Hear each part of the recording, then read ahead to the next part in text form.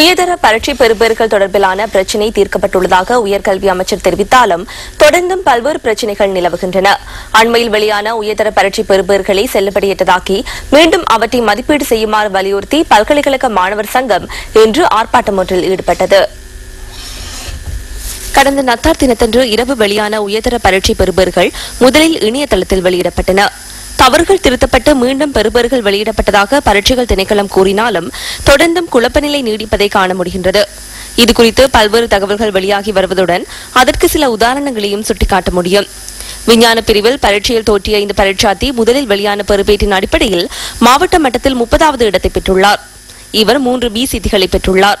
பெரும் எதிர்பார்ப்புடன் இருந்த இவர் திருத்தங்களின் பின்னர் வெளியிடப்பட்ட முடிவுகளுக்கு அமைய மாவட்ட மட்டத்தில் 161வது இடத்திற்கு பின்தள்ளப்பட்டுள்ளதுடன் தேசிய மட்டத்தில் அவரின் நிரல்படுத்தலில் எவ்வித மாற்றமும் ஏற்பட்டிருக்கவில்லை. எமக்கு கிடைத்த மற்றொரு பெறுபேட்டின்படி ஐரோப்பிய வரலாற்று பாடத்திற்கான பெறுபேறுகளை இதுவரை வெளியிட முடியவில்லை என உறுதியானது. இதன் காரணமாக அவர்களுக்கு Z புள்ளிகள் வழங்கப்படவில்லை. அவ்வாறான மற்றொரு பெறுபேறே இதுவாகும். சிங்கள பாடத்திற்கான பெறுபேறு வெளியிடப்படவில்லை என்பது இதிலிருந்து புலப்படுகின்றது. சுனாமி யுத்தம் எல்லாம் கடந்து இப்ப மக்களுக்கு இருக்கிற ஒரே ஒரு நம்பிக்கை இந்த கல்வி மட்டும்தான். ஆனா இந்த கல்வியில இப்படி ஒரு குளறுபடி கோளாறு என்று வரும்போது எங்களுக்கு இந்த கல்வியில இருக்கிற நம்பிக்கையும் இல்லாம போகுது. ஏன் இந்த டிஸ்ட்ரிக்ட் ரேங்கிங்ல போல நடந்த மாதிரி ஏன் இந்த எங்களோட ரிசல்ட்ஸ்லயும் குளறுபடி நடந்திருக்க வாய்ப்பு இல்லைன்னு நாங்க எந்த ஒரு உத்தரவாதத்தோட நாங்க இருக்கிறோம். இதேவேளை மற்றொரு பெறுபேட்டின்படி கலைப்பிரிவில் 3 SCTகளை பெற்று ஆங்கில பாடத்தில் சித்தியடையாத ஒரு பரீட்சார்த்தி மாவட்ட நிரல்படுத்தலில் 14வது இடத்தை பெற்றுள்ளார். அவரது Z புள்ளி 0.7512 என குறிப்பிடப்பட்டிருந்தது. இதேவேளை கலைப்பிரிவில் பரீட்சையில் தோற்றிய மற்றொரு பரீட்சார்த்தி 2 B சீட்டுகளையும் 1 C சீட்டியையும் பெற்றிருந்தார்.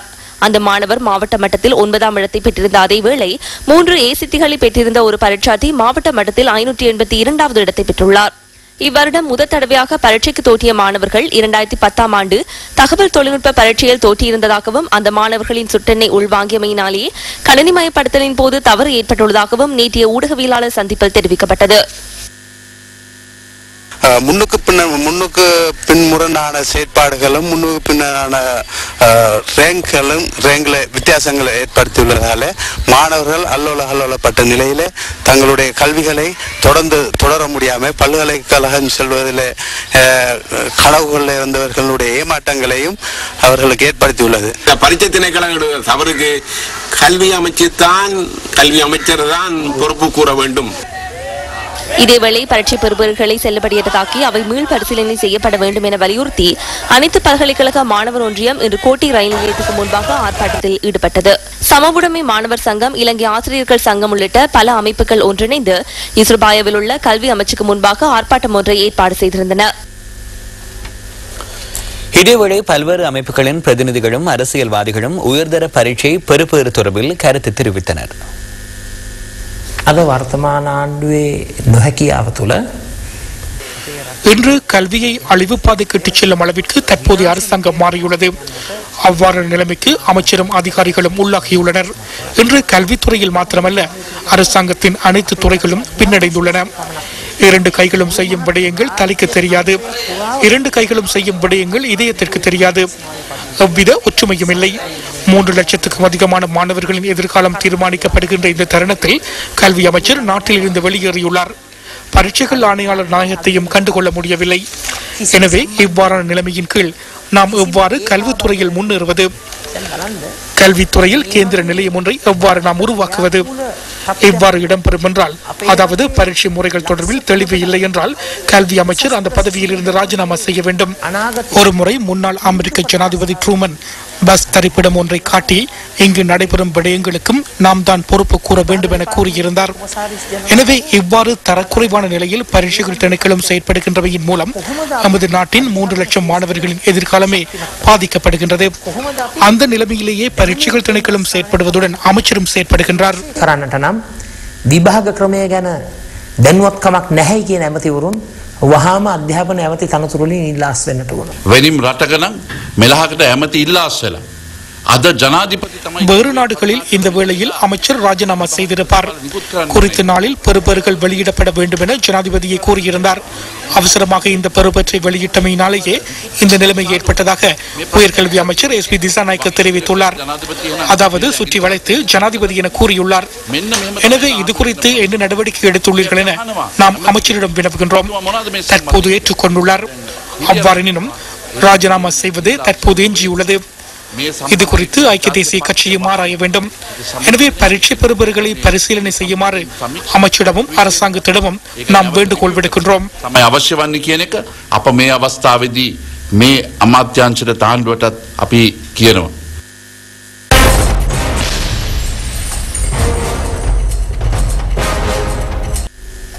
உயர்தர பரீட்சை பெறுபேறுகள் தொடர்பில் முன்னாள் ராணுவ தளபதி சரத் பொன்சேகா இன்று கருத்து தெரிவித்தார்.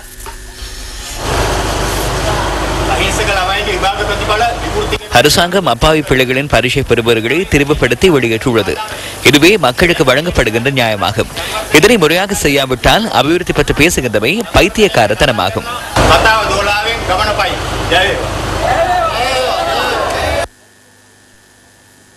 உடற்கூற்று சிகிச்சைகளுக்காக சரத் பொன்சேகா இன்றும் கொழும்பில் உள்ள தனியார் வைத்தியசாலை ஒன்றுக்கு அழைத்து செல்லப்பட்டார்.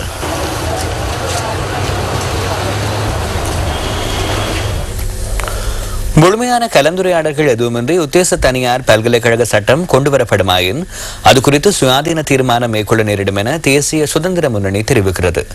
ஜனாதிபதி மஹிந்த ராஜபக்சவுக்கு அனுப்பி வைத்துள்ள கடிதத்தில் தேசிய சுதந்திர முன்னணியின் தலைவரும் அமைச்சருமான விமல் வீரவங்ச இந்த விடயத்தை அறிவித்துள்ளார். கடந்த காலங்களில் விரிவான கலந்துரையாடல்களின்றி பாராளுமன்றத்தில் சமர்ப்பிக்கப்பட்ட சில சட்டங்களின் காரணமாக நாட்டில் பாரிய குழப்ப நிலை தோன்றியிருந்ததாக அமைச்சர் தனது கடிதத்தில் குறிப்பிட்டுள்ளார். குறைத்திறனுடைய தொழில் முயற்சிகள் மற்றும் குறை பயன்பாட்டுடைய சொத்துக்களுக்கு புத்துயிர் அளித்தல் சட்டம் மற்றும் தனியார் ஓய்வூதிய சட்டம் ஆகியன இதற்கு சிறந்த உதாரணங்களாகும் என அமைச்சர் சுட்டிக்காட்டியுள்ளார். தனியார் பல்கலைக்கழக சட்டம் மூலம் அமைச்சரவையிலோ அல்லது பாராளுமன்றத்திலோ சமர்ப்பிக்கப்படுவதற்கு முன்னதாக ஐக்கிய மக்கள் சுதந்திர கூட்டமைப்பின் கட்சி தலைவர்களிடையே முழுமையாக கலந்துரையாடப்பட வேண்டும் என அமைச்சர் விமல் வீரவங்ச ஜனாதிபதிக்கு அனுப்பியுள்ள கடிதத்தில் கோரிக்கை விடுத்துள்ளார். இதற்கு மாறாக நடவடிக்கைகள் மேற்கொள்ளப்படுகின்ற பட்சத்தில் அரசாங்கமும் நாட்டு மக்களும் பெரும் சிரமங்களுக்கு உள்ளாக நேரிடலாம் என அமைச்சர் மேலும் சுட்டிக்காட்டியுள்ளார். கண்டி நகரின் அபிவிருத்தி திட்டங்கள் தொடர்பில் மல்வத்து மற்றும் அஸ்கிரிய மகாநாயக்க தேரர்களை ஜனாதிபதி மஹிந்த ராஜபக்ச இன்று தெளிவுபடுத்தினார். கண்டி ஸ்ரீ தலதா மாளிகைக்கு இன்று காலை விஜயம் செய்த ஜனாதிபதி வழிபாடுகளில் ஈடுபட்டார். தொடர்ந்தும் கடல் கொந்தளிப்பு காணப்படுகிறது. மீனவர்கள் கடலுக்கு செல்வது ஆபத்தானது என வளிமண்டலவியல் திணைக்களம் தெரிவித்துள்ளது. நிலை கொண்டுள்ள தேன் சூறாவளி இலங்கையிலிருந்து வடகிழக்கே 600-700 கிலோமீட்டர்கள் தூரத்துக்கு நகர்கிறது. வடக்கு கிழக்கு வடகிழக்கு கடற்பிரதேசங்களில் கடற்றொழிலில் ஈடுபடுவது அபாயகரமானது. இந்த சந்தர்ப்பத்தில் மீனவர்கள் கடலுக்கு செல்வதிலிருந்து தவிந்து கொள்வதாக இருந்தால் அது சிறப்பாக இருக்கும். இந்த சூறாவளி தொடர்பாக வளிமண்டலவியல் திணைக்களம் தொடர்ந்தும் அவதானத்துடன் இருக்கிறது. நாங்கள் தரும் எதிர்ப்பு கூறல்கள் தொடர்பாக கூடிய கவனம் செலுத்துமாறு வேண்டுகோள் விடுக்கின்றோம். ප්‍රජාවටත් ඒ වගේම මහ ජනතාවටත් අපි නිකුත් කරන ආනාවක සම්බන්ධයෙන් අවධානය යොමු කරන්න කියලා ඉල්ලා සිටින්න කැමැතියි. திருகோணமலை மாவட்டத்தின் கடல் பிரதேசம் பெரும் சீற்றத்துடன் கொந்தளிப்பாக காணப்படுகிறது. திருகோணமலை நகர் பகுதியில் கடல் அரிப்பு ஏற்பட்டு சொத்துக்களுக்கு சேதம் ஏற்பட்டுள்ளது. திருகோணமலை வடகரை வீதியில் உள்ள பல வீடுகள், பொது கட்டிடங்கள் கடலுக்கு இடையாகும் அபாயம் ஏற்பட்டுள்ளது. கரையோரத்தில் இருந்த மீன்பிடி உபகரணங்களும் சேதமடைந்துள்ளன. பிரதேச பொதுமக்கள் இதனால் பல்வேறு அசௌகரியங்களுக்கு முகம் கொடுத்துள்ளனர். கடல் சீற்றத்துடன் காணப்படுவதனால் மீனவர்கள் தமது படகுகள், வள்ளங்களை கடற்கரைக்கு அப்பால் வீதிகளில் வைத்து பாதுகாத்து வருகின்றனர். சட்ட திட்டங்கள் மற்றும் சுற்றி நிறுவனங்களுக்கு வரையறுக்காமல் எந்த ஒரு அனைத்து நிகழ்வின் போதும் மக்களுக்கு சேவையாற்ற தயாராக இருக்க வேண்டும் என அமைச்சர் மஹிந்த அமரவீர அதிகாரிகளை பணித்துள்ளார். கடந்த கால வெள்ளத்தின் போது நமது ராணுவத்தினர் ஒரு நேரம் பட்டினி இருந்து பாதிக்கப்பட்ட மக்களுக்கு தமது உணவுப் பொதிகளை அன்பளிப்பு செய்துள்ளனர். விமானங்கள் மற்றும் கடற்படை படகுகள் மூலம் உணவுப் பொருட்கள் வழங்கப்பட்டன. மக்களை மீட்டெடுக்கும் பணிகளில் போலீசாருடன் இணைந்து பாதுகாப்பு படையினர் துரித நடவடிக்கை எடுத்தனர். இதனால் நமக்கு வெற்றிகரமான முடிவுகளை பெற முடிந்தது. சுற்று நிறுவனங்களை இதற்கு தடையாக எடுத்துக் கொள்ளாமல் மக்களுக்கு நிவாரணம் வழங்க நடவடிக்கை எடுக்குமாறு வேண்டிக் கொள்கிறேன். வவுனியாவில் இடம்பெற்ற வைபவம் ஒன்றில் கலந்து கொண்டு உரையாற்றும் பொழுது அமைச்சர் இதனை தெரிவித்தார். கடந்த கால அனர்த்தங்களின் போது பாதுகாப்பு படையினர் ஆற்றிய பணியை அமைச்சர் பாராட்டினார். 15 லட்சம் ரூபாய் பெறுமதியான நீர் விசிறும் கருவிகளும் பகிர்ந்தளிக்கப்பட்டன. வவுனியா அரசாங்க அதிபர் PSM சார்ல்ஸ் உட்பட பலர் இதில் கலந்து கொண்டனர். மட்டக்களப்பு கிரான் தொப்பிகலை பிரதேசத்தில் அண்மைக்கால வெள்ளத்தினால் பாதிக்கப்பட்ட மக்களுக்கு ராணுவம் உணவுப் பொதிகளை வழங்கியுள்ளது. தொப்பிகலை 232வது ராணுவ தலைமையக பொறுப்பு அதிகாரி கேர்னல் சேவனடுகி தலைமையில் இடம்பெற்ற நிகழ்வில் மேஜர் கலன் சூரிய உள்ளிட்ட அதிகாரிகள் கலந்து கொண்டனர். இலவச வைத்திய சிகிச்சை சேவை ஒன்றும் அங்கு இடம்பெற்றது. தொப்பிகலை பிரதேசத்தில் பல வீதிகள் வெள்ளத்தில் மூழ்கியதை அடுத்து ராணுவத்தினரும் கடற்படையினரும் வள்ளங்களை சேவையில் ஈடுபடுத்தியுள்ளனர். கடந்த சில நாட்களாக பெய்து வரும் மழையினால் தொப்பிகலை பகுதியை அண்மித்துள்ள பல கிராமங்கள் நீரில் மூழ்கியுள்ளதுடன் மக்களின் அன்றாட நடவடிக்கைகளும் பாதிக்கப்பட்டுள்ளன. வாழ்வாதாரத்தை இழந்த மக்களுக்கு உலர் உணவுப் பொதிகளும் ராணுவத்தினரால் வழங்கப்பட்டன. பயங்கரவாதிகளிடமிருந்து நாட்டை மீட்டெடுக்கும் பணியில் ஈடுபட்டிருந்த ராணுவ தற்போதைய சமாதான சூழலில் பிரதேச அபிவிருத்தி மற்றும் மனிதாபிமான பணிகளில் தம்மை இணைத்துக் கொண்டுள்ளதாக கர்னல் சேனவடுகே அங்கு தெரிவித்தார். செல்லிட தொலைபேசிகளை வரையறையின்றி பயன்படுத்துவது புற்றுநோய் பரவுவதற்கான பிரதான காரணம் என கண்டுபிடிக்கப்பட்டுள்ளது. உலக சுகாதார ஸ்தாபனத்தின் பிந்திய அறிக்கைகள் இதனை உறுதிப்படுத்தியுள்ளதாக அமைச்சர் மைத்திரிபால சிறிசேன தெரிவித்தார்.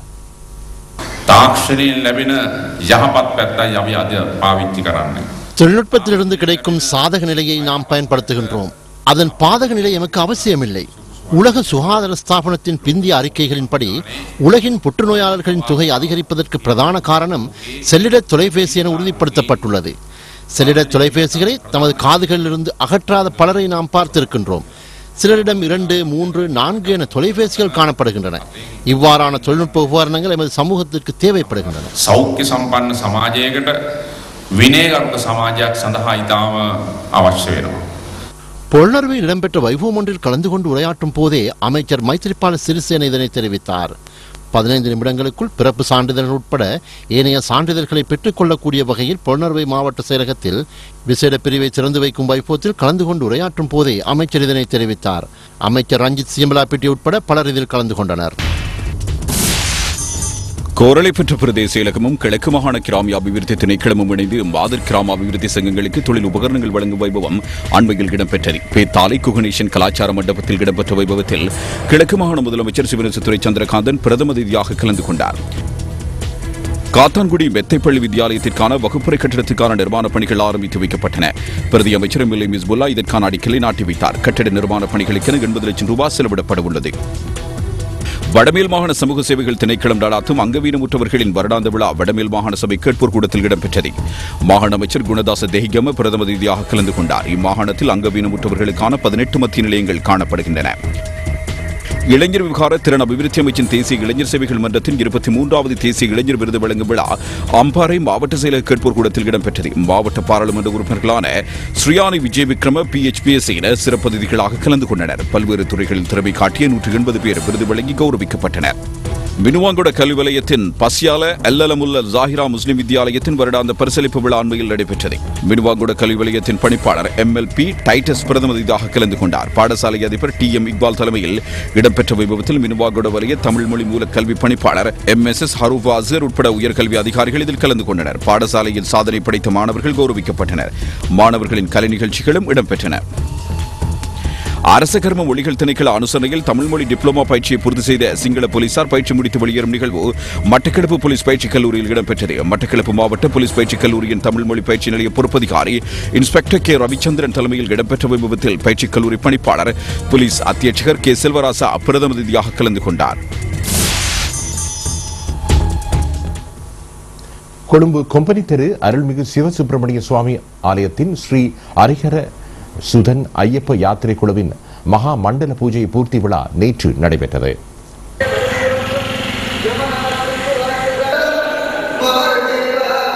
குருசாமி PM நந்தகுமார் தலைமையில் இடம்பெற்ற பூஜை வழிபாட்டில் விசேட கணபதி ஹோமம், 14வது மண்டல பூஜை, ஸ்ரீ ஹரிஹர ஜோதி பஜனாமிர்தம், மலர் வெளியீடு, ஆனந்தமிகு பஜனை,